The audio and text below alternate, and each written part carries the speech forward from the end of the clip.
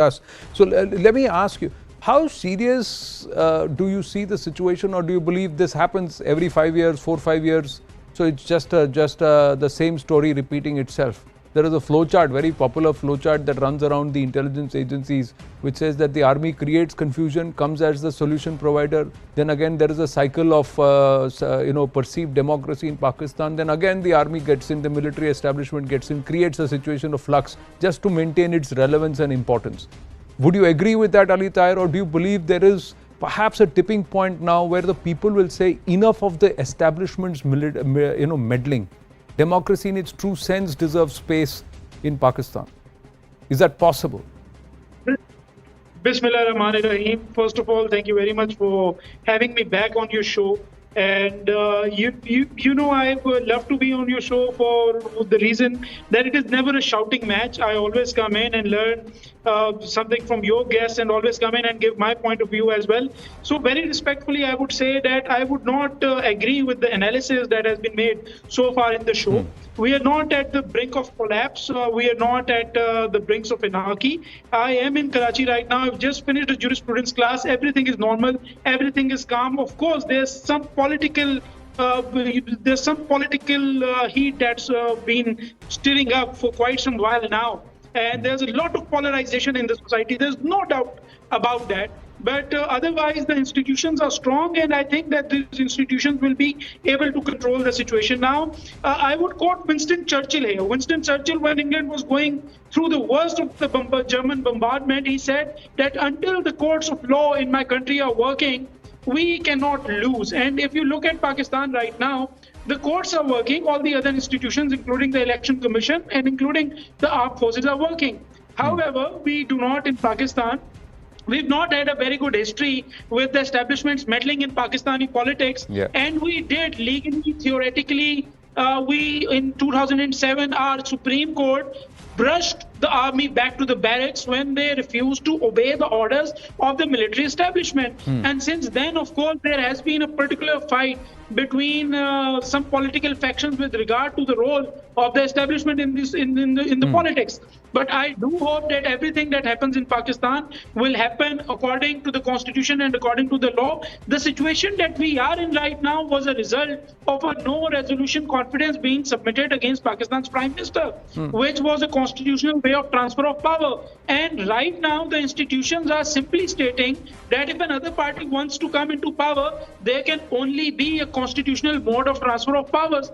This is not a Pakistan that is in the 1970s or 80s or 90s anymore, where another institution would come in and forcibly take power over the country. Neither is it in the sort of a position. But there are reasons, Ali Tahir, which experts who are watching this region carefully, saying that there is a reason why the establishment is not moving to seize control, and they want this entire aspect of democracy to prevail, because all other funding sanctions will all stop. Any kind of help from any powers will stop the moment there is an exert of martial powers and martial laws imposed, or a forceful takeover happens. But how are situations developing? I totally agree. And I'm happy that you're saying things are calm in Karachi. But Sindh is different. Karachi is different. What's happening in Islamabad, what's happening in the Pak province of Punjab, it all emanates from this region only, this Pak province of Punjab. And there has been a regional conflict on that aspect. The politics also differs, and it's the Sindhi parties or parties from Sindh who are actually posing a challenge and who are right now in power. The PMLN, the PPP, all of them find their origins from Sindh, from Karachi, and the dynamic is quite unique there. But let me just go across to Dr. Tarakarta and ask: would you say that it's a state of flux? It's hurtling towards anarchy, or would you say that this will resolve itself like it usually does in Pakistan? No, in part I would agree with what Mr. Tahir says, is that, the images of crowds and everything tends to get enhanced on the media, right? So you tend to get a view that things are out of control when they're not. But all the same, there is a fact that we have never seen this kind of violence and this kind of outright criticism, name calling of the army. And let's face it, we may not like it, but the army has been the most stabilizing force. In Pakistan, stabilizing, quote unquote stabilizing. Now the present problem is that one force which seemed to be holding this together, if that is eroding from within, which is what we are being told that there is a break, there's a difference of opinion within the army. There certainly is a difference of opinion between retired officers. If that is happening, that is dangerous for Pakistan. And plus, I would assume that, I think about a third of the country was under floods. This is no time to do political violence. I mean, if we are talking of, Nawaz Sharif, the whole question of choosing an army chief, he hasn't had much luck, has he? He's chosen, I think, 5 out of 10 army chiefs and really had a pretty bad time after that. So I think from this point onwards, what they're going to have to do, they're going to have to choose the senior most and be done with it, because this kind of violence is partly to do with the belief that the army, rightly or wrongly, that the army has been, as he said, has been interfering too much in Pakistan's politics. No, they've been trying to make a move that the entire political wing of the ISPR should be done away with. The other aspect is the moment General Bajwa got that extension of 3 years, he paid or rendered ineffective the careers of nearly 21 lieutenant generals. So the numbers could be plus or minus, but there are a lot of disgruntled army personnel who believe that they couldn't get their moment in glory and they were denied what could be their due. So it all comes back to a knot as far as power and economics is concerned. So, Dr. Tarakarta, KJ Singh ji, and also Ali Tahir, thank you very, very much. I have run out of time, so I'm going to cut this conversation, but we'll closely watch what's happening and take this forward later through the course in the coming days. Winding up the right stand on that note, Zaka, ready with brass tacks.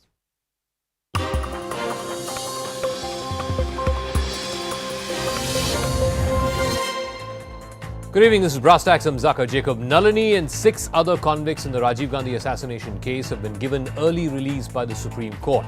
This follows the release of Perarivalan last year. Most mainstream political parties, at least the 2 biggest ones, DMK and ADMK, have welcomed this move, but the Congress party and the BJP both have taken exception. Even though the Gandhi family have forgiven the killers, the question is being asked, what message does this send that the assassins of a former Prime Minister are set free? Before I get to that exclusive interview with Nalini, here's the story of the day so far.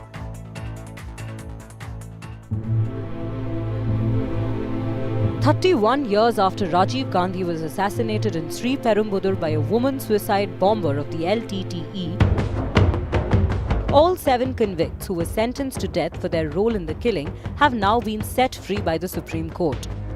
It started in May this year when the top court used its special powers to free one of the convicts, AG Perarivalan. Today, the Supreme Court ordered the premature release of all 6 remaining convicts, including Nalini Sriharan. எங்களுக்கு ரொம்ப சந்தோஷங்க 6 பேரையும் விடுதலை பண்ணது Tamil Nadu கவர்மெண்ட்டுக்கும் CM அவர்கள் ஐயாவுக்கும் எல்லாத்துக்கும் நன்றி. தமிழக மக்கள் எல்லாருமே நல்லா பண்ணாங்க. In 2000, Nalini's sentence was reduced to a life term after Sonia Gandhi filed a clemency petition pointing out that Nalini was pregnant when she was arrested. In 2008, Priyanka Gandhi Vadra met Nalini in prison in Tamil Nadu's Vellore.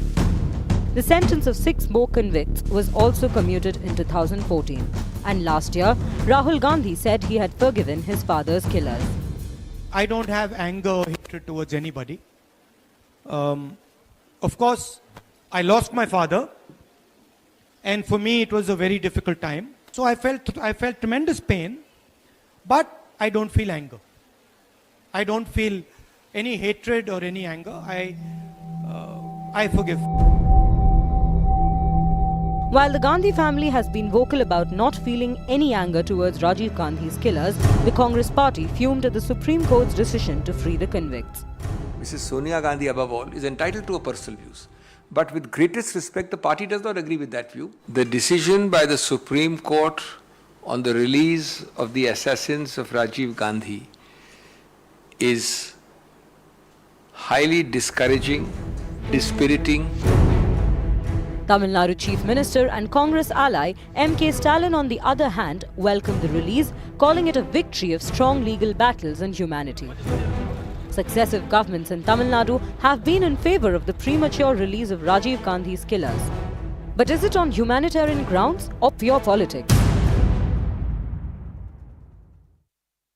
And I spoke to Nalini Sriharan right after the Supreme Court ordered her early release. She said that justice had been served after 32 long years. வந்து இந்த கடந்த ஒரு 30 வருஷ காலமா உங்களை வந்து தீவிரவாதின்னு சொல்லியிருக்காங்க. இந்த இந்த கொலை கேஸில் முக்கிய அக்யூஸ்ட் அப்படின்னு சொல்லியிருக்காங்க. இதை பற்றி என்ன சொல்லுவீங்க நீங்கள்? நான் வந்து செய்யாத கொலைன்றதுனால எனக்கு வந்து என்னோட மனசாட்சி எப்பவுமே கிளியரா தான் இருந்திருக்கு. இது நாள் வரைக்கும் நான் வந்து அந்த கொலை செய்யலன்றது அது இல்லாத 17 பேருக்கும் எனக்கும் என்னங்க இருக்கு, என்ன மோட்டிவ் இருக்கு எனக்கு நீங்களே சொல்லுங்க பார்ப்போம். யாரையும் கொலை செய்யணுன்ற அவசியம் எனக்கு இல்லவே இல்லை. நான் நல்லா படிச்சிருக்கிறேன், எனக்கு கை கால்லாம் இருக்குது, நல்லா வந்து வேலை செய்யறதுக்கான எல்லா விதமான தகுதியும் எனக்கு இருக்கு. அப்படி இருக்குச்சு நான் எதுக்கு ஒரு கொலையை செய்யணும் அப்படின்னு தான் நான் எப்பவுமே நினைப்பேன். அது மட்டும் இல்லாம அந்த மாதிரியான நினைப்புல தான் நான் வந்து இன்னைக்கு வரைக்கும் உயிரோட இருந்தேன். நான் கண்டிப்பா வெற்றி பெறுவேன்னு எனக்கு தெரியும். நான் முதல் நாள்ல இருந்தே நான் அதை நினைச்சேன், நம்புனேன், எனக்கு நியாயம் கிடைக்கும்னு, நீதிக்கு வெல்லும் அப்படின்னு நான் நினைச்சேன். அதே மாதிரி சத்தியம் ஜெயிச்சிருக்கு இன்னைக்கு என்னோட வாழ்க்கையில. யார் வேணா என்னை சொல்லிட்டு போட்டோம் நான் ஒரு கொலைகாரி. நான் உண்மையா சொல்றேன், என் மனசாட்சி இன்னைக்கு வரைக்கும் கிளியரா இருக்குது. நான் நிஜமாவே சொல்றேன், அதை நினைச்சாதான் என்னால தூங்கவே முடியும். நீங்க வந்து சிறைச்சாலையில் இருந்தப்போ காந்தி குடும்பத்தினர் ராகுல் காந்தி, பிரியங்கா காந்தி இவங்க வந்து உங்களை பார்த்தாங்க. அவங்க கூட என்ன என்ன பேச்சுவார்த்தை நடந்தது? அவங்க கிட்ட என்ன சொல்ல விரும்புவீங்க இன்னைக்கு? இன்னைக்கா அவங்க கிட்ட நான் உண்மையை தாங்க சொன்னேன். அதே மாதிரி இன்னைக்கு வந்து உண்மை ஜெயிச்சிருக்கு. அதுதான் அவங்க வந்து உங்களை மன்னிக்க, அவங்களெல்லாம் ஹர்ட் பண்ணணும்ன்றோ அவங்களெல்லாம் பாதிக்க வைக்கணும்னோ என்னோட மனசுல ஒரு நாள் ஒரு துளி கூட எண்ணம் கிடையாதுங்க. இது வந்து அவங்களோட பர்சனல் விஷயம் இல்லையா, அது நம்ம பேசக்கூடாது இல்லைங்களா? Okay okay. உங்க கூட மற்ற 6 பேர் இப்போ ரிலீஸ் ஆயிருக்காங்க. அவங்க கிட்ட என்ன சொல்ல விரும்புவீங்க நீங்க? 6 பேருக்கும் வாழ்த்துக்கள் சொல்லணும். அதுல ஒருத்தர் எங்க வீட்டுக்காரர் இல்லையா, எவ்வளவு சந்தோஷமா இருக்கு எனக்கு. பாவம் எங்க வீட்டுக்காரர் 20 வயசுல உள்ள வந்த, அதனால இன்னைக்கு வந்து அவரோட விடுதலை வந்து ரொம்ப ரொம்ப சந்தோஷமா பார்க்கிறேன். அவர் போய் அவங்க குடும்பத்தோட இருக்கணும். இந்த இந்த கடந்த ஒரு 30 ஆண்டு காலமாக உங்க குடும்பத்தினர் அவங்க என்னெல்லாம் தவிச்சிருக்காங்க, அதை பத்தி கொஞ்சம் சொல்லுங்க. எல்லா விதத்திலயுமே தவிப்பு தாங்க. அவங்க எல்லாம் வந்து வீடு கொடுக்காம நிறைய கஷ்டப்பட்டிருக்காங்க. வீடு வீடா மாறி இருக்கிறாங்க. அவங்க வீடு இல்லாம வாசல் இல்லாம இன்னைக்கும் நாங்க வந்து பிளாட்ஃபார்ம்ல நிக்கிற அளவுக்கு தான் நிக்கிறோம். இந்த வழக்கு காரணமா செய்யாத தவறுக்காக ஒரு 32 வருஷம் போராட்டம். இதெல்லாம் என்ன பண்றது, நம்மளுக்கு வந்து பேக்ரவுண்ட் இல்லாம இருந்துச்சு. அதனால வந்து நம்ம வந்து இதுல ஈஸியா மாட்ட முடிஞ்சிச்சு நம்மள. சோ இன்னைக்கு வந்து நல்லது நினைச்சது. இன்னைக்கு வந்து கோவாய் ஐயாவுக்கும் நாகரத்னா அம்மாவுக்கும் நான் ரொம்ப ரொம்ப ரொம்ப நன்றி சொல்லணும். அவங்க யாரு? அவங்க 2 பேரும் ஜட்ஜஸ். ஓகே. இந்த கேஸ்ல இருக்க ஜட்ஜஸ் இல்லையா, அவங்களுக்கும் அவருக்கு நாகேஸ்வர ராவ் ஐயாவுக்கு, ரமணா ஐயாவுக்கு, லலித் ஐயாவுக்கு, சந்திரசூட் ஐயாவுக்கு எல்லாருக்கும் நான் ரொம்ப நன்றி கடன் பட்டிருக்கேன். இதுல சதாசிவன் ஐயா தான் first. All right, let me now open this up to our guests who are joining us. Mr. Radhakrishnan is Nalini's lawyer. He's joining us. Ratan Chardar is researcher and author. Rashid Gandhi, author and senior journalist. Adil Singh Bopara of the Congress Party spokesperson also joining us. And Dr. Yarni is a DMK spokesperson. Adil Singh Bopara, it is a well-recorded fact that the entire Gandhi family, from Sonia Gandhi, Rahul Gandhi, Priyanka Gandhi, had all forgiven Nalini and the other accomplices in the assassination of Rajiv Gandhi. If they, who were the most affected by this, were willing to forgive, then what is the Congress Party's problem?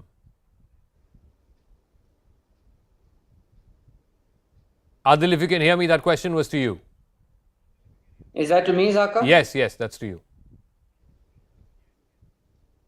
Is that question yes, to me, yes, Zaka? Adil, that question is to you, Adil, yes. Well, Zaka, at the outset, the Congress Party has the highest respect for the Honorable Supreme Court of India.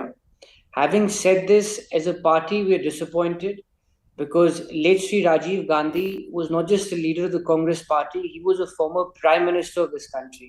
He was also your Prime Minister.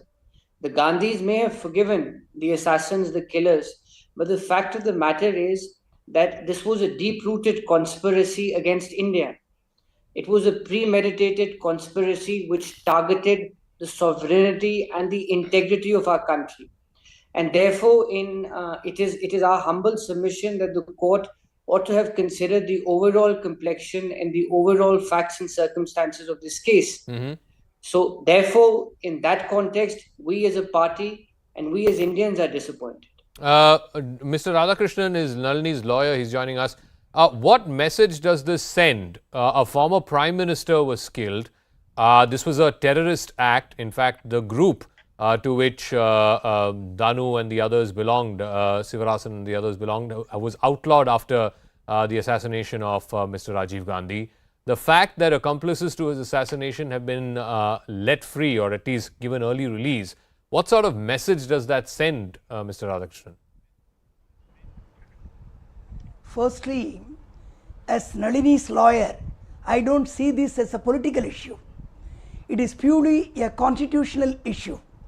Whether a life convict can be released or not after a specified period of time. That is the issue before the Tamil Nadu government and now before the Supreme Court. It is not the power of the Supreme Court that has played a role here. It is the power of the Tamil Nadu government under Article 161 of the Constitution. The Tamil Nadu cabinet has taken the decision, passed a resolution, sent to the Governor of Tamil Nadu. Governor of Tamil Nadu has failed to discharge his constitutional duty. That's why Nalini approached the Madras High Court initially, then she came to the Supreme Court. So this is nothing, connected with Rajiv Gandhi's family, or it is not connected with the emotions of the people. It is connected with the Constitution and only the Constitution. Now the Supreme Court has made it clear the governor is bound by the advice of the government of Tamil Nadu. That is the message the Supreme Court has given to the country. Mr. Radhakrishnan, right? if I may interrupt, give me 10 seconds. Yes. The fact is that the court has not acquitted any of these people. They are all convicted as accomplices to the assassination of a former prime minister. So it's not like the court has said that they have not committed this crime. No, that's why I am telling they were convicted. The philosophy of our criminal justice system is not to see the people dying in prison. They have to be reformed, rehabilitated, and joined in the mainstream of the society. Okay. That is our principle, that is our philosophy. Supreme Court has reiterated the philosophy. So you can't say this is a terrorist offense. Supreme Court has made it clear all people were accused of third offenses. All people, all the 7, they were convicted only under section 302, read with 120B IPC. Okay. That's all. So let me ask Dr. Yarni. No, of course, Mr. Radhakrishnan may be right in terms of the sections 302 for murder and 120B for conspiracy. But the fact is also that the LTTE was then recognized as a terrorist organization, and members who assassinated former Prime Minister Rajiv Gandhi were designated as terrorists. The fact of the matter is, and I keep coming back to this, it's not like any court of law, including the Supreme Court, has acquitted any of these members. Dr. Yarni, by releasing the convicts early, and that too convicts who are convicted for the assassination of a former Prime Minister, what sort of message does it send about India's own standing when it comes to its own national security? I don't think we can't look at this only from the angle of the national security, right? So let me talk about it with regards to how my party sees this, how DMK sees this. So DMK has always approached this case with with regards to like 2 viewpoints. One is, as Radhakrishnan sir had said, as from the humanitarian basis, and other with regards to the recent developments, especially with the Perarivalan case or with the release of the 6 convicts today. These cases become utmost significant with regards to the federal rights of the states. So if we take a look back at the Perarivalan's case, the justice have highlighted that the governor's rights, right, the powers are qualified by the constitutional mandate, and they've also said that the governor's sources of powers are only 2. One, in which they have to act in aid and advice of the cabinet of the ministers. And second one is the discretionary power. With regards to the discretionary power, we should take notice that in almost in all of the non-BJP ruled states, right, the governor's discretionary power is always it goes against his constitutional powers. He goes beyond the constitutional powers and becomes an agent of the union government. why is it that these governors are always agnostic to what is right and wrong for the people? Why are they always if in case where the states and the union are digressing in a path, why is that the governor doesn't look what is good for the people, and why is it always No, so pulling can the you state explain go to in our the viewers, path of Dr. union Yarni, government? how is the Yeah. release of Nalini and 6 other convicts convicted in the assassination of a former Prime Minister, how is Yes. that beneficial to the people of Tamil Nadu? How is it beneficial? As Radhakrishnan sir has said, this is again on two bases, right? The humanitarian basis, the reformative justice, which should be the principle of the prisons in the India, and also the second one being the federal rights of the states. As soon as the death sentence was commuted to the life imprisonment, this case comes under complete remit of the state government. And as per the Tamil Nadu prison laws, Okay. any prisoner who has been serving 20 years in an prison, he can be reinstated into the society. So this is again about how and why can't a state exercise its federal rights, and it is also again about rehabilitation and reintegrating Okay, the prisoners. let me back ask into the Ratan society. Sharda, So the fundamental principle of criminal jurisprudence in our country is on reformative justice, and many state governments in the past, in heinous crimes also, of those convicts who have spent 14 years or 20 years, have decided to give early remission to convicts. That's the whole principle on which our criminal justice system is built. So to that extent, what is wrong in releasing people who have spent the last 30 years of their life in jail? Zaka, it's very disingenuous for DMK person to bring in state sovereignty, center-state relations, and trying to find a way out of this strange decision of releasing the terrorists, and to keep on harping on sovereignty, etc., and make that an excuse to release somebody. I think that is not really correct. I'm also appalled by the welcome given to the earlier convict also. Stalin actually welcomed the first release that of Perarivalan, based on which the new release order has been given. And Congress kept quiet at that time. And it is not at a politics I am playing. As a citizen, I am hurt. Whether I was critic of Rajiv Gandhi, etc., is immaterial. A PM was killed, an ex-PM was killed very brutally, and people were sentenced to death. And Stalin, as CM, welcomes the person who killed the ex-PM, and Congress kept quiet. And I also do not understand, it was not just Mr. Rajiv Gandhi who died as a family man. He was the leader of the nation. Yeah. 14 people lost their lives, innocent people lost their lives. Correct. Who will look after them? Do they need justice? So whether it's justice of one person vis-a-vis justice for the nation, justice for 14 people killed, and justice for a body blown out of sight.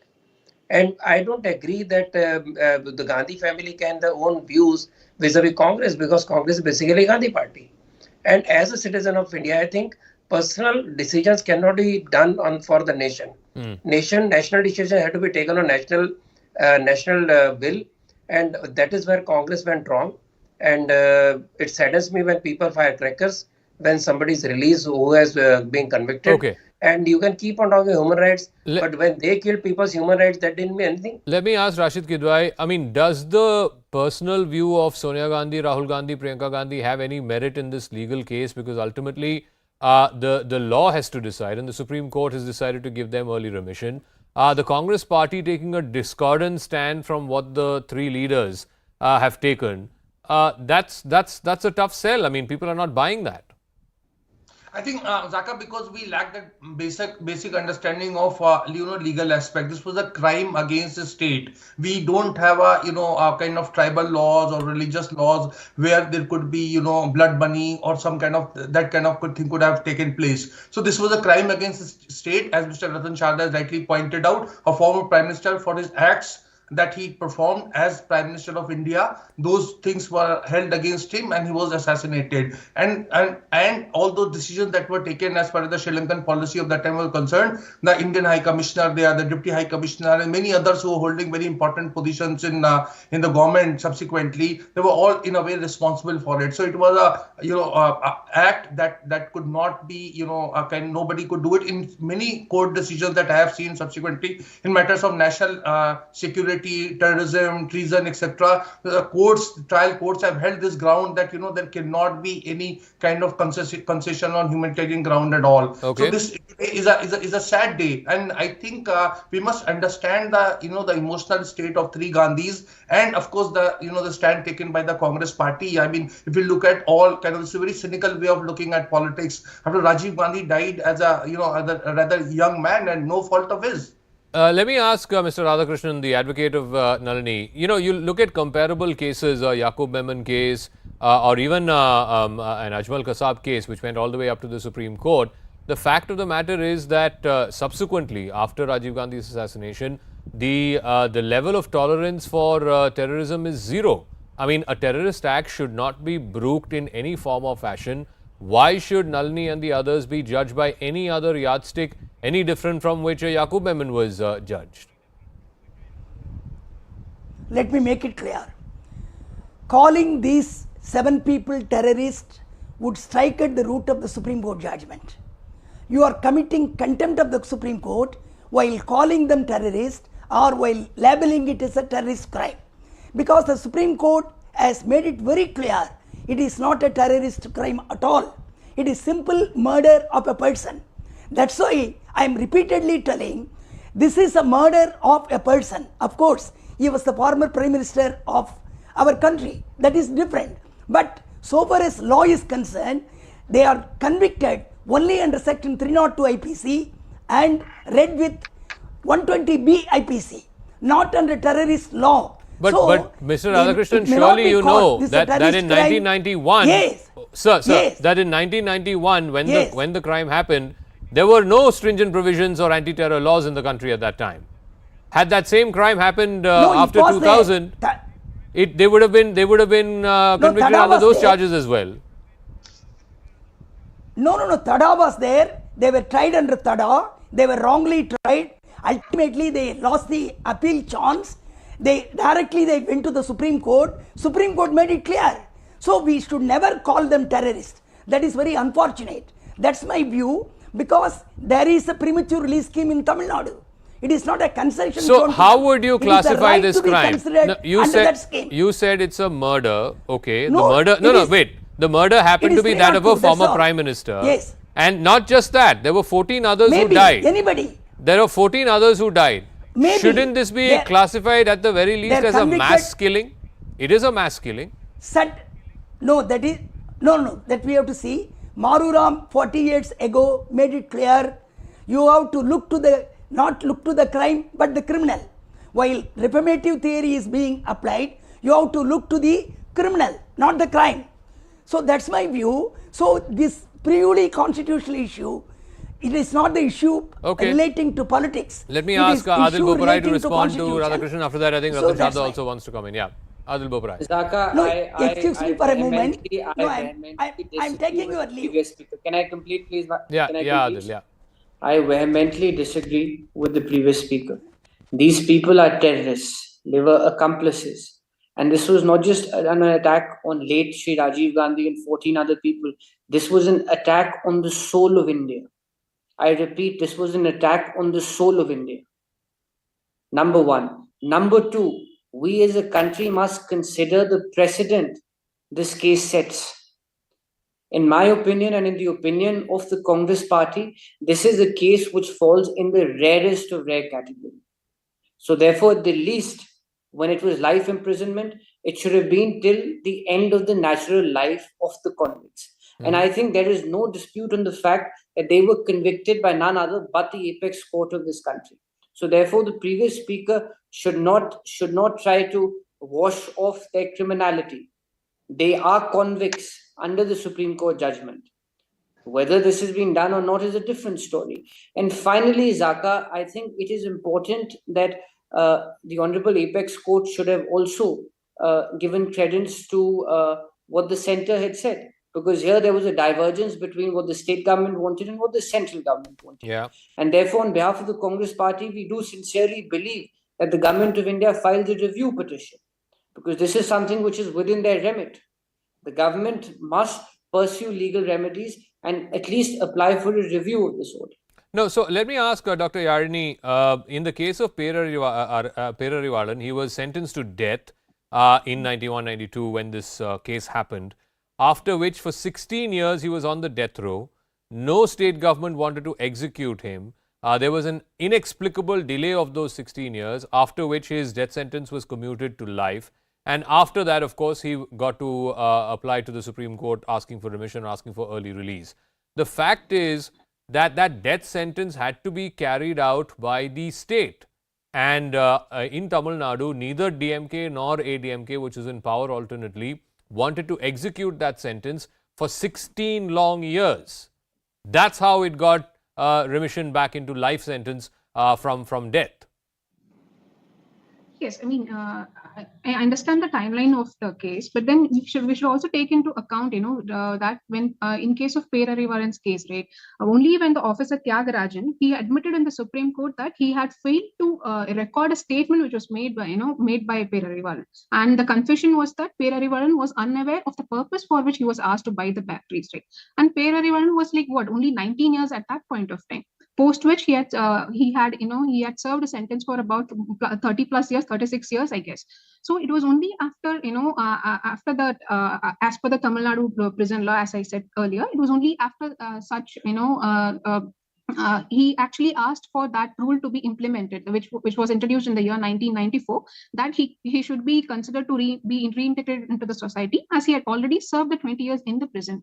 So, no, Dr. Yarini, you're not getting the point I'm asking. The question I'm asking is, for 16 years, neither ADMK-led government nor DMK-led governments wanted to execute the death sentence, which gave him time to then approach the Supreme Court and ask for remission of sentence. No, basically, it is not that either DMK and both DMK and ADMK, they were of the opinion, I mean, especially, let me talk for the party that I belong to. DMK has never supported violence, or in fact, even in case of the Rajiv Gandhi case, right? So even it has taken into custody the individuals who had boasted about this, incident of the death of a former prime minister. Okay. So it is not that the DMK has been supporting any sort of violence, but we should also take into account the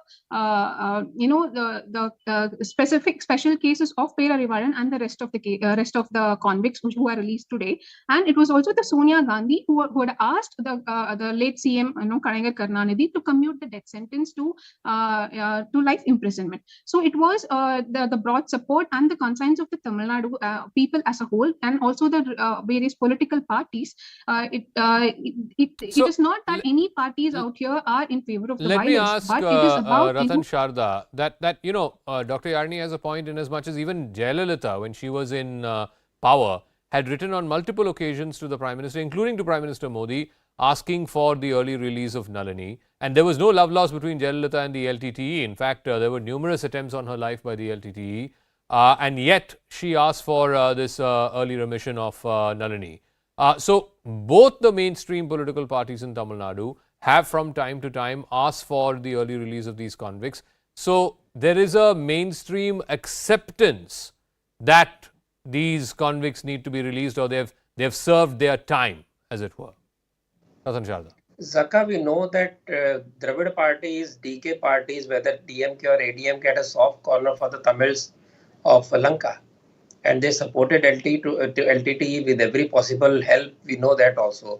So today to say that DMK doesn't believe in violence, I don't agree with that statement, because they were continuously in support of terrorist, the LTTE, and they provide many kind of helps. So Tamil people, in fact, felt aggrieved about the violence against Tamils. Rightly, wrongly, they supported them rightly, wrongly. But today to say we didn't support is wrong. And that is the reason that Tamil politics stopped it. My main point is, were they not, when the lawyer said it is a contempt of court and made a very genius argument, this is a murder, can we say it was an organized crime? Can we say that they were also working with LTT, so it's international ramifications of an organized crime? So does that make it serious, or doesn't make it serious? It is as good as somebody going to somebody's home and killing the person. This is how he's comparing it. So this comparison is odious, and I think this kind of approach is very wrong. And it is a bitter truth that the DK parties didn't want to didn't want to create something which emotionally touchy to the Tamils, but the crime is a crime. Judiciary doesn't work on emotions. Okay, Rashid Gidwai, final word. Supreme Court has ruled in the past that even for heinous crimes where people are sentenced for life sentences, 14 years is the minimum that they have to serve, and thereafter between 14, 20 and sometimes even 24, it is left to respective individual states where these people are serving their sentences to take a call, whether based on good behavior, health condition, etc., to give them early remission. In the case of Nalini, Perarivalan, etc., they've spent 30 years in prison, and the state, which is the case that Radhakrishnan and Dr. Yarini have been making, the state was well within its right, as per the constitution, to decide whether or not to give early remission. And in this case, both DMK and ADMK were in favor of early remission. I think, Zaka, we must understand this Rajiv Gandhi assassination case is a very poor reflection on the criminal justice system in India. Rajiv Gandhi, before his death, could not get proper security arrangement that was befitting for a former prime minister. He could not get justice in the manner in which the trial took place. I remember in August 1995, when P.V. Narasimha Rao government was there, Sonia Gandhi had gone to Amethi and she had made a very emotional speech saying that, if Rajiv Gandhi, cannot get justice, then you can imagine how the poor of the country would be getting it. So there is the kind of tardy progress and the manner in which the trial took place. We must not forget there were two commissions of inquiry, Justice Verma Commission, Justice Milabchand Jain Commission, and they had made several startling revelations. None of them were followed. Successive governments, including the Congress governments, are responsible in this tardy progress. So that's what I'm saying. It's a very sad and a very poor reflection in the criminal justice system of India. All right, we'll leave it at that. We'll see how this plays out politically in Tamil Nadu. For the moment, I want to thank all our guests. I want to play out once again an excerpt from that interview with Nalini Sriharan. It was the first interview after she got this early release by the Supreme Court. She says, for 30 years, she was tagged as a terrorist. Today, she says that tag is gone. இந்த கடந்த ஒரு 30 வருஷ காலமா உங்களை தீவிரவாதின்னு சொல்லியிருக்காங்க.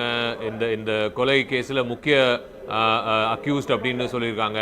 இத பத்தி என்ன சொல்லுவீங்க நீங்க? நான் செய்யாத கொலைன்றதுனால எனக்கு என்னோட மனசாட்சி எப்பவுமே கிளியரா தான் இருந்திருக்கு. இது நாள் வரைக்கும் நான் அந்த கொலை செய்யலன்றது அதுல 17 பேருக்கும் எனக்கும் என்னங்க இருக்கு, என்ன மோட்டிவ் இருக்கு எனக்கு நீங்களே சொல்லுங்க பாப்போம்.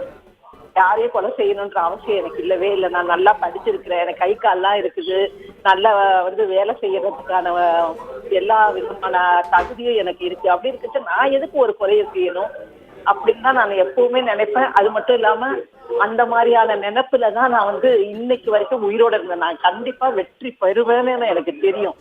நான் முதல் நாள்ல இருந்தே நான் அதை நினைச்சேன், நம்புனேன். எனக்கு நியாயம் கிடைக்கும்னு, நீதிக்கு வெல்லும் அப்படின்னு நான் நினைச்சேன். அதே மாதிரி சத்தியம் ஜெயிச்சிருக்கு இன்னைக்கு என்னோட வாழ்க்கையில. யார் வேணா என்னை சொல்லிட்டு போட்டோம் நான் ஒரு கொலைகாரி. நான் உண்மையா சொல்றேன், என் மனசாட்சி இன்னைக்கு வரைக்கும் கிளியரா இருக்குது. நான் நிஜமாவே சொல்றேன், அதை நினைச்சாதான் என்னால தூங்கவே முடியும். நீங்க சிறைச்சாலையில் இருந்தப்போ காந்தி குடும்பத்தினர் ராகுல் காந்தி, பிரியங்கா காந்தி இவங்க உங்களை பார்த்தாங்க. அவங்க கூட என்ன பேச்சுவார்த்தை நடந்தது? அவங்க கிட்ட என்ன சொல்ல விரும்புவீங்க இன்னைக்கு? இன்னைக்கா அவங்க கிட்ட நான் உண்மையதாங்க சொன்னேன். அதே மாதிரி இன்னைக்கு உண்மை ஜெயிச்சிருக்கு. அதுதான் அவங்க உங்களை மன்னிக்க, அவங்களெல்லாம் ஹர்ட் பண்ணணும்ன்றோ அவங்களெல்லாம் பாதிக்க வைக்கணும்னோ என்னோட மனசுல ஒரு நாள் ஒரு துளி கூட எண்ணம் கிடையாதுங்க. இது அவங்களோட பர்சனல் விஷயம் இல்லையா, அது நம்ம பேசக்கூடாது இல்லைங்களா? Okay okay. உங்க கூட மற்ற 6 பேர் இப்போ ரிலீஸ் ஆயிருக்காங்க. அவங்க கிட்ட என்ன சொல்ல விரும்புவீங்க நீங்க? 6 பேருக்கும் வாழ்த்துக்கள் சொல்லணும். அதுல ஒருத்தர் எங்க வீட்டுக்காரர் இல்லையா, எவ்வளவு சந்தோஷமா இருக்கு எனக்கு. பாவம் எங்க வீட்டுக்காரர் 20 வயசுல உள்ள வந்த, அதனால இன்னைக்கு அவரோட விடுதலை ரொம்ப ரொம்ப சந்தோஷமா பார்க்கிறேன். அவர் போய் அவங்க குடும்பத்தோட இருக்கணும். இந்த கடந்த ஒரு 30 ஆண்டு காலமாக உங்க குடும்பத்தினர் அவங்க என்னெல்லாம் தவிச்சிருக்காங்க, அதை பத்தி கொஞ்சம் சொல்லுங்க. எல்லா விதத்திலயுமே தவிப்பு தாங்க. அவங்க எல்லாம் வீடு கொடுக்காம நிறைய கஷ்டப்பட்டு இருக்காங்க. வீடு வீடா மாறி இருக்கிறாங்க. அவங்க வீடு இல்லாம வாசல் இல்லாம இன்னைக்கும் நாங்க பிளாட்ஃபார்ம்ல நிக்கிற அளவுக்கு தான் நிக்கிறோம். இந்த வழக்கு காரணமா செய்யாத தவறுக்காக ஒரு 32 வருஷம் போராட்டம். இதெல்லாம் என்ன பண்றது, நம்மளுக்கு பேக்ரவுண்ட் இல்லாம இருந்துச்சு. அதனால நம்ம இதுல ஈஸியா மாட்ட முடிஞ்சுச்சு நம்மள. ஸோ இன்னைக்கு வந்து நல்லது நினைச்சது. இன்னைக்கு வந்து கோவாய் ஐயாவுக்கும் நாகரத்னா அம்மாவுக்கும் நான் ரொம்ப ரொம்ப ரொம்ப நன்றி சொல்லணும். அவங்க யாரு? அவங்க 2 பேரும் ஜட்ஜஸ். ஓகே. இந்த கேஸ்ல இருக்க ஜட்ஜஸ் இல்லையா, அவங்களுக்கும் அவருக்கு நாகேஸ்வர ராவ் ஐயாவுக்கு, ரமண ஐயாவுக்கு, யூ லலித் ஐயாவுக்கு, சந்திரசூட் ஐயாவுக்கு எல்லாருக்கும் நான் ரொம்ப நன்றி கடன் பட்டிருக்கேன். இதுல சதாசிவன் ஐயா தான் ஃபர்ஸ்ட்.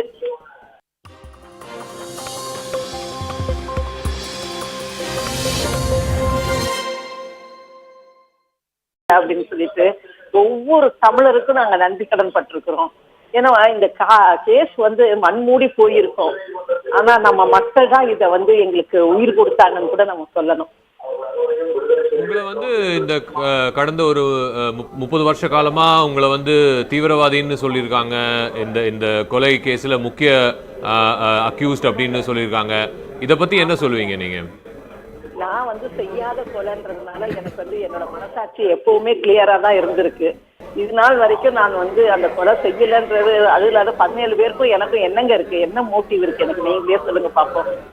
யாரையும் கொலை செய்யணுன்ற அவசியம் எனக்கு இல்லவே இல்லை. நான் நல்லா படிச்சிருக்கிறேன், எனக்கு கை கால்லாம் இருக்குது, நல்லா வந்து வேலை செய்யறதுக்கான எல்லா விதமான தகுதியும் எனக்கு இருக்கு. அப்படி இருக்குச்சு நான் எதுக்கு ஒரு கொலையை செய்யணும் அப்படின்னு தான் நான் எப்பவுமே நினைப்பேன். அது மட்டும் இல்லாம அந்த மாதிரியான நினைப்புல தான் நான் வந்து இன்னைக்கு வரைக்கும் உயிரோட இருந்தேன். நான் கண்டிப்பா வெற்றி பெறுவேன்னு எனக்கு தெரியும்.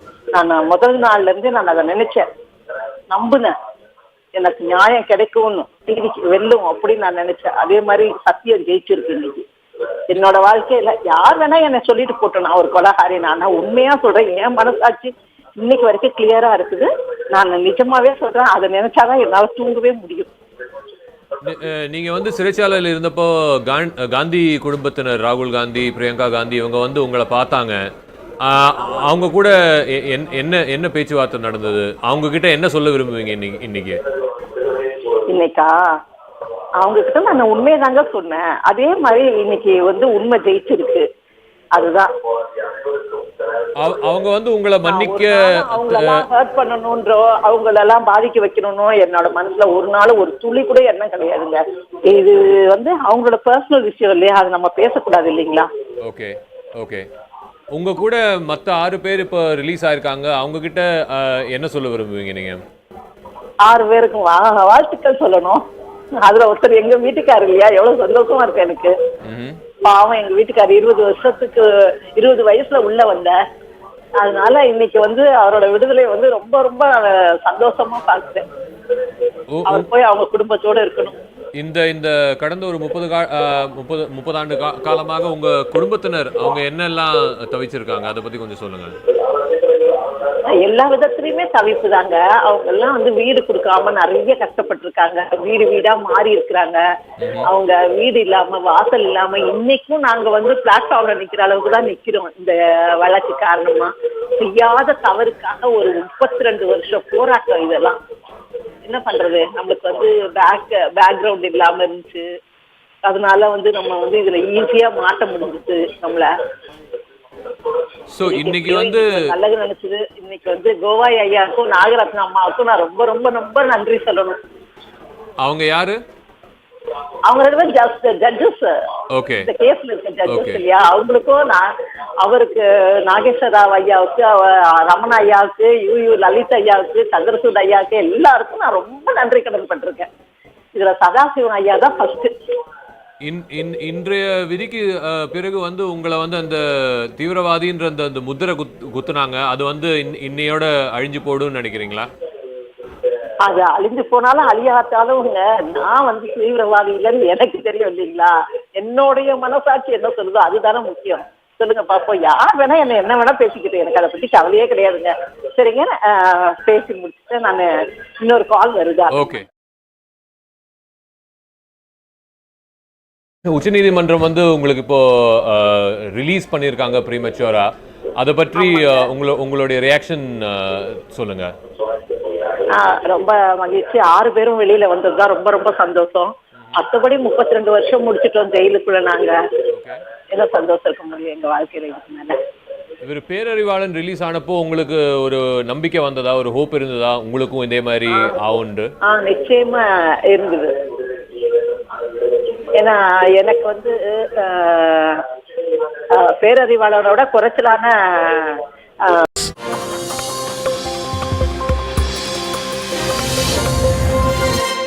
The standoff between the Kerala government and Governor Arif Muhammad Khan is getting sharper, it's getting shriller with each passing day.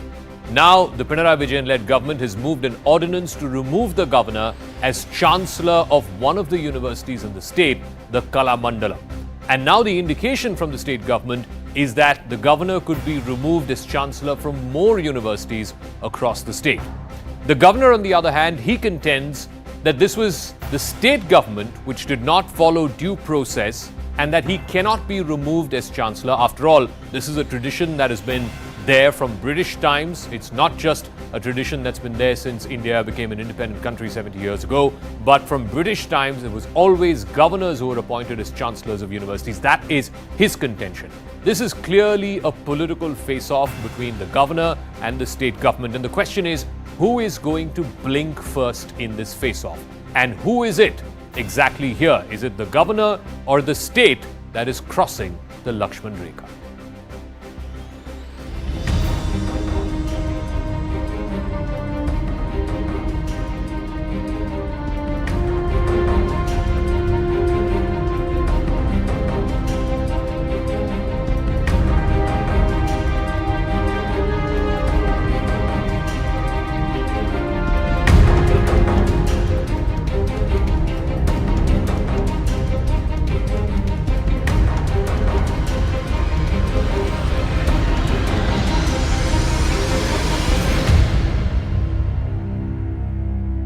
All right, so full panel joining us this evening to talk about this very, very deeply contentious and political issue. John Brittas is Member of Parliament of the Rajya Sabha from the CPIM. He's joining us on the talking point this evening. KJ Alphonse is former Union Minister and senior leader of the BJP. Raju P. Nair is a leader of the Congress Party. He'll be joining us in a moment. And Kalishwaram Raj is a lawyer with the Supreme Court. Let me start with you, John Brittas. First things first, what the governor's contention is that due process was not followed while naming these chancellors of universities. He says that the due process is that 3 names have to be forwarded by the state for every vice chancellor's position, and it's up to the governor to choose from those 3 names. He says this process was not followed. Your response? Saka, who appointed these vice chancellors? The appointment was done by none other than the Chancellor, that is Mr. Arif Muhammad Khan, the Governor of Kerala. Now, there is an issue. Should the UGC regulation prevail or the original statute which constituted this university? So, there was a confusion with regard to it. Supreme Court, rightly or wrongly, said that UGC regulation will prevail over that. That is the status of that case. Anyway, the state of Kerala would be going for a review petition in Supreme Court. Now the issue is very simple. The issue is that the governor wants to sabotage the mandate of the people. There is a method in this madness. If we cannot destabilize an opposition-led government, then disrupt it and defame it. So, Mr. Arif Muhammad Khan is bent upon to do the task for the ruling party, that is BJP. Earlier, governorships were something of retirement perk or rehabilitation or reward for unstinted loyalty. Now it is for a hitman's job. I mean, you are appointing somebody as a hitman to sabotage the mandate of the people. The constitutional scheme of things, what is the constitutional morality? Those are voted to power, they would govern the people. The governor wants to tweak that and sabotage that. That is the issue now. Now, as regards the Kalamandalam case, that's a deemed university, and the executive authority, that is the Kerala government, can appoint the chancellor. So, there is no lacuna in that. And with regard to the chancellorship, it is not part of the constitutional duty of a governor. That has been bestowed on the governor by the Kerala Assembly. Many states, including Gujarat, I understand, governors are not the chancellors of the university. It is a prerogative of the respective state assemblies. So, the state assembly in its wisdom can decide that the governor need not be the chancellor. Simple as that. Okay. We are following the rule of the law and the constitution. The only issue here is that there is a resounding consensus in the country from 1969 onwards. Several commissions, including Sarkaria Commission, Poonchi Commission, and the NDA appointed National Committee on the Working of the Indian Constitution, they all said that the governor needs to function as per the aid and advice of the union, the ministry. Yeah. That was the sum and substance of the several verdicts from the constitutional benches of the Supreme Court also. Okay. Now here is a gentleman who wants to sabotage the system and also to throttle the democracy. That is the issue. And this is not a clash between the Kerala government and the governor. This is a unilateral onslaught on the constitution. So the issue is constitution and governor. So let me ask KJ Alphonse that what John Brittas is also saying and what the contention of the state government is, that the governor has gone far beyond, this is not just an issue of vice chancellors or chancellorships, this has now become an issue of sabotage. As Mr. Brittas said, he called the governor performing a hitman's role.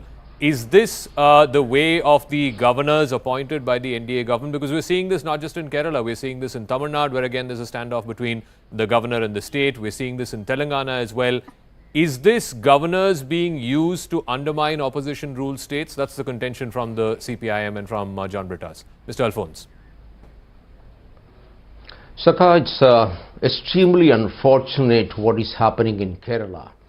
The governor is performing his constitutional duty. Well, if the CPM doesn't like the constitution, which was authored by as distinguished a person as Dr. Ambedkar, let them move the parliament. But John Brittas himself is a member of parliament. Let them move the parliament for changing the constitution of India. As you said initially itself, it's been the tradition, time-honored tradition, that the governor is a chancellor of universities from the British days onwards. For the past many months, many years, we see that the CPM does not want the universities to function autonomously. In fact, I was Principal Secretary Higher Education Kerala. I was on the syndicate of all these universities, and I've seen how communist syndicate members function. The governor has pointed out innumerable number of cases where the relatives of ministers and senior members of the party have been appointed to the universities in teaching jobs, to administrative jobs. Vice chancellors have been appointed who are maybe technically qualified, but otherwise the due process of law has not been followed. John Brittas was right when he said initially the Supreme Court has said that the due process of law must be followed. Now, the first part of what John Brittas said was right, but then second part he goes completely wrong. He says the governor is trying to sabotage constitution, but this is exactly where John Brittas and the entire communist infrastructure is going wrong. He is upholding the constitution. On the 21st of October this year, last month, the Supreme Court has said you may be qualified, but if the due process of law has not been followed, you cannot be appointed. So the Vice Chancellor of Kerala Technological University has been removed. Based on that judgment, the governor has issued notice to 11 Vice Chancellors of universities in Kerala saying, your appointment was not as per what is laid down, as per the regulations which is laid down by the UGC. And the Supreme Court is also very, very clear. John Brittas, there is no doubt on this. The Supreme Court has said, even if in your university legislation this has not been included, if the UGC legislation says that this is a due process of law, the state universities must, the government state universities must adopt that regulation. So it's very, very clear. There is no confusion. Okay. So the governor, instead of sabotaging the process, he has been upholding the constitution, especially in the light of the latest judgment of the Supreme Court. So now over the past few months or maybe couple of years, we see the state government, the communist government not allowing the government to function, the governor to function at all. Every move. In fact, there was an attempt to physically manhandle him and it happened. And then of course, I don't know whether the governor can even travel in Kerala safely anymore. It has reached that kind of a stage. It's extremely unfortunate. All right. CPM, the communists who speak very loud about Constitution of India, upholding the constitutional values, I think first begin with the state of Kerala. In the state of Kerala, please uphold Constitution. So let me ask Raju P. Nair of the Congress Party. KJ Alphonse has a point where this whole thing started with the Supreme Court striking down on the appointment of the Vice Chancellor appointed at the Technical University. And then the governor used that as a precedent, saying that if the Supreme Court has struck it down, then the remaining appointments too are questionable because of flouting of due process.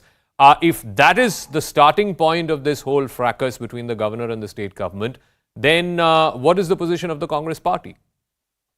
Yeah, see, the position of the Congress Party, as you said, the BJP government is trying to sabotage the other political parties, governments in every state, using the governor and his machinery. There is no doubt about that, and we fully, the Congress Party has a stated position against this kind of unconstitutional methods to sabotage the other governments. But when it comes to the chancellor, the governor's capacity as chancellor, as you said, it did not start from the Technical University Supreme Court judgment.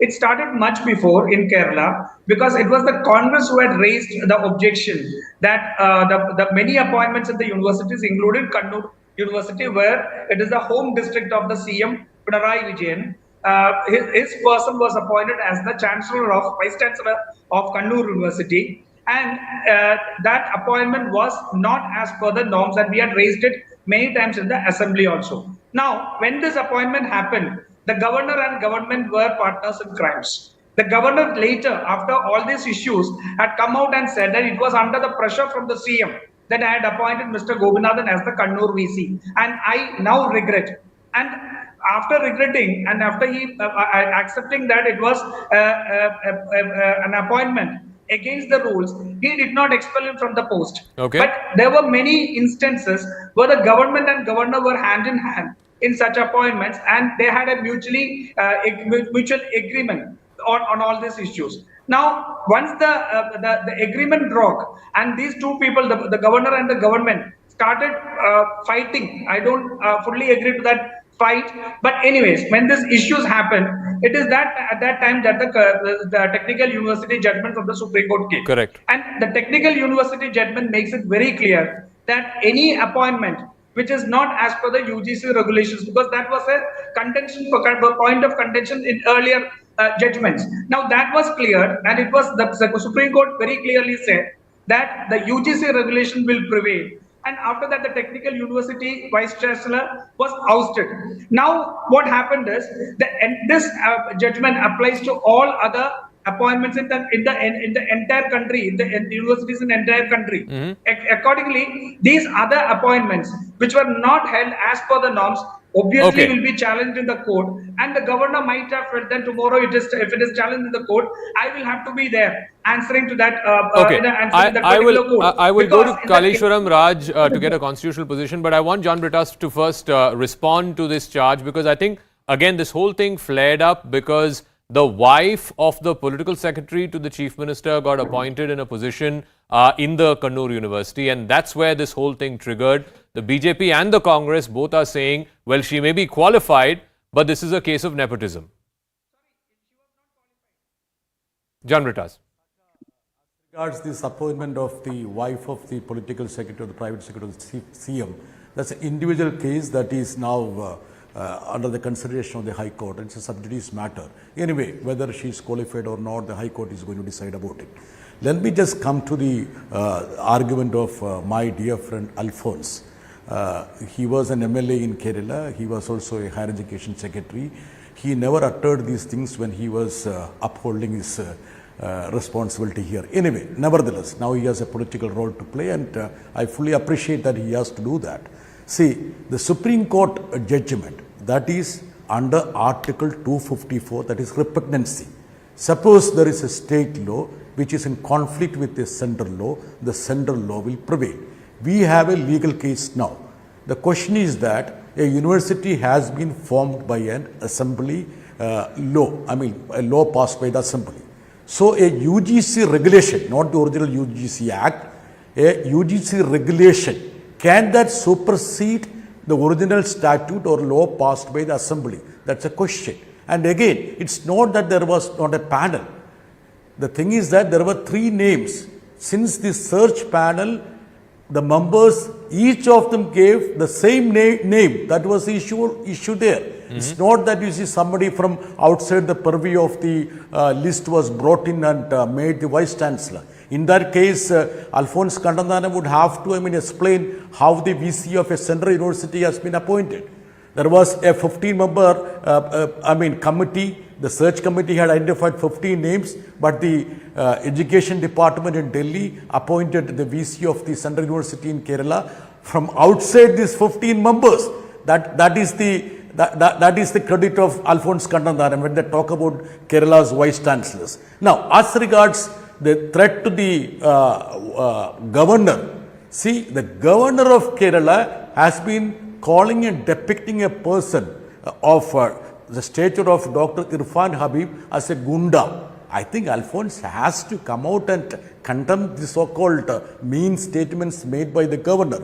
Now, coming to the universities, there are 11, 12 universities which the governor says that the Supreme Court verdict is going to be applied. Yeah. See, there are 500 universities. If you go about, the UGC regulation would have been flouted in at least 300 universities across the nation. There could be, change of governors there. Now, I am very glad that you see Alphonse Kandandana wants the British era norms here. That means during the British period, the governor used to be the chancellor. Alphonse G, you are for Atma Nirbhar. You want the British norms? There were governors during the Mughal era. 1935 Government of India Act, there was a governor who was by the Raj, for the Raj, off the Raj. Do you want a governor of that kind here now? Now, see, a chancellorship is something bestowed on the governor. It's not part of his constitutional obligation or duty. It is given by the assembly, that means the Kerala government or Andhra government or Tamil Nadu government. Why is it that the so-called British era norm of chancellorship, which my friend Alphonse Kandandana wants to uphold, is not applicable in his model state Gujarat? Why he is not insisting that all the chancellors in Gujarat should be governor? Why is not doing that? I'll get Alphonse to respond to it. See, the only issue here is that I'll get KJ Alphonse to respond to it, but Kalishwaram Raj has been waiting very patiently, Supreme Court lawyer. They want to up it. The closest governor versus government fight that we've seen in recent times was between Mamata Banerjee and Mr. Dhankar, when Mr. Dhankar used to be the governor of West Bengal. And there too, a similar move had been made by the Bengal government to bring a bill to remove the governor as chancellor of the various universities in the state. Are state governments, state assemblies in this case, within their powers to do that? And if they do that, if in the case of Kerala, the state does bring an ordinance or a bill to remove the governor as the chancellor of universities, what sort of precedent, constitutionally speaking, would that set? Kalishwaram Raj. Yes, as it has already been indicated in this discourse, the power which the governor is exercising is essentially a statutory power as regarding the universities. It is not the constitutional power. Therefore, what is given by the statute, what is given by the legislative assembly to the governor can also be taken back by the same assembly. The giver of the power can also be will also be empowered to take it back. There is absolutely nothing unconstitutional about it. That is the prerogative of the legislature. And that is what democracy is all about. And that is why what has been done in Bengal is absolutely correct. And now, coming to the Kerala issue, I think there are at least 3 points to be noted. Number one, the government has already expressed its willingness to take back the power and to unseat the governor from the position of the chancellor. Yes. The government having done that, then it's a question of propriety also and bona fide also. on the part of the governor to apply a judgment in another case to all other persons who are not even parties to that particular case. That is the second point. The judgment cited by the governor is not an inter-party judgment as far as the remaining vice chancellors are concerned. They were not heard in that matter. They can therefore genuinely raise a contention that you only appointed us, and what are all the mechanisms which you followed are not known to us. This comes to the third point. This takes us to the third point. Okay. The third point is that these vice chancellors can say that it was a case of indoor management where the appointing authority, namely the chancellor, chose to have the forums, appointed us, and now he cannot turn back and say that the appointment is void ab initio. So these are contentions which were not germane in the case which is decided by the Supreme Court, but nevertheless are available for the remaining vice chancellors to raise. To contend. Okay, let me get KJ Alphonse to respond to the point that Britas made earlier about this is a British era tradition. Your government is ostensibly for Atmanirbhar. Why do you want to continue this legacy, this colonial era legacy of having governors as chancellors of universities and states? Saka, first of all, he made a personal allegation. What was I doing in the syndicate of these universities when I was Principal Secretary Higher Education? In every syndicate meeting, the communist syndicate members used to gang up and try to do illegal things. And in every meeting used to be a kind of battleground for me in which I used to stand up alone, because all these Congress syndicate members as well as the communists used to join together for reasons which are, I don't want to explain here, and they would come up with completely crazy things. This is exactly what is happening. So the whole issue of this governor and the government confrontation is regarding the purity of education in Kerala. I want to leave it at that. Thank you very much, John Britas, KJ Alphonse, Rajiv Nair, and of course Kalishwaram Raj for joining us.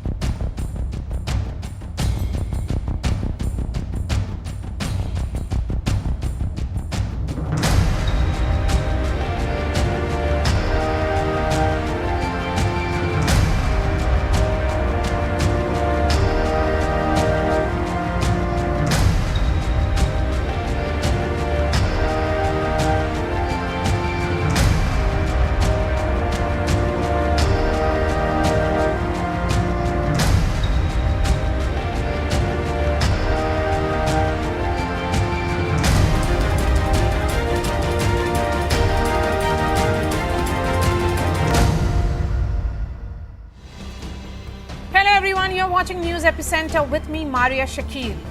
The murder of former Prime Minister Rajiv Gandhi in 1991 sent shockwaves around the globe.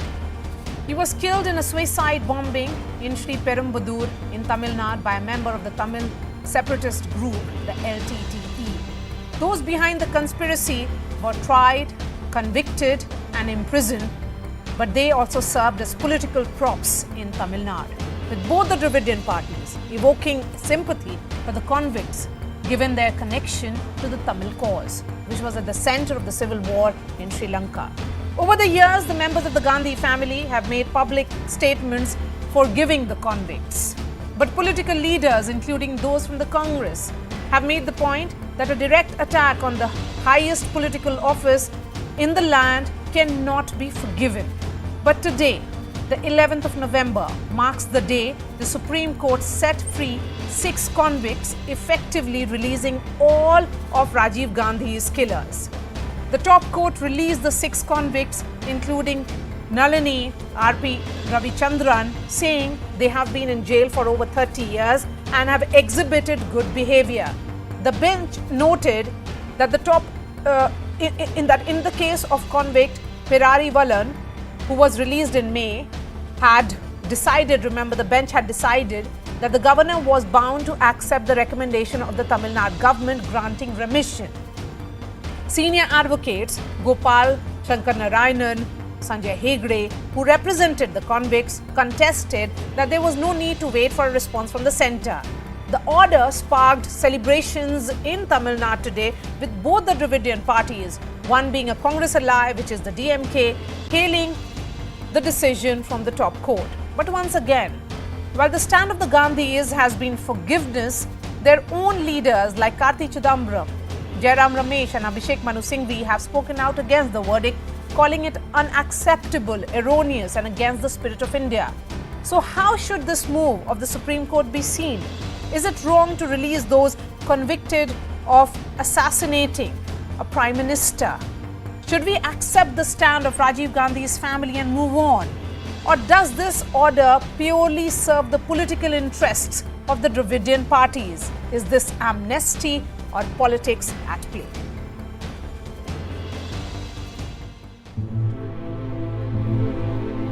"31 years after Rajiv Gandhi was assassinated in Sri Perumbudur by a woman suicide bomber of the LTTE, all